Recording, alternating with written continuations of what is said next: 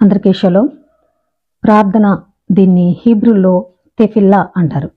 ఇప్పుడు ఈ ప్రార్థన ఎన్ని రకాలుగా ఉంటుంది, ఏ విధంగా చేస్తారు అనే వాటి గురించి తోరాలో నుంచి కొన్ని విషయాలు మనం చూద్దాం.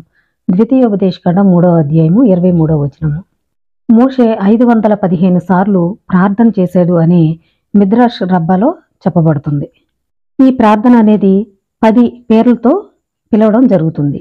దాంట్లో మొదటిది ఏడుపు, 2 కేకలు, 3 మూలుగు, 4 పాట, 5 సమావేశం, 6 కఠినత, 7 సాష్టాంగ నమస్కారం, 8 తీర్పు, 9 యాచన, 10 బ్రతమాలు కొనుట. ఇలా 10 రకాలుగా ప్రార్థించడం అనేది జరుగుతుంది.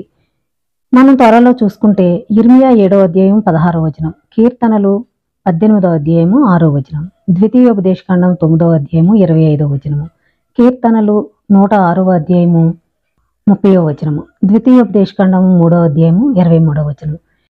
ఈ అధ్యాయాల నుండి ప్రార్థన ఎన్ని విధాలుగా చేస్తారు అనే దాన్ని మిద్రాష్ రబ్బా నుండి చెప్పడం జరుగుతుంది.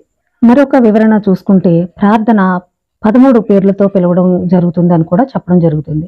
దాంట్లో కూడా ఏడుపు, అరుపు, మూలుగు, కఠినత, పాట, సాష్టాంగ నమస్కారం, సమావేశం, తీర్పు, ప్రార్థన, నిలబడటం, విజ్ఞప్తి, యాచించడం, వేడుకొనడం, ఇలా 13 రకాలుగా ప్రార్థించడము, తండ్రిని వేడుకోవడం అనేది జరుగుతుందని సిఫ్రీ అనేటువంటి వివరణలో నుంచి చెప్పడం జరుగుతుంది.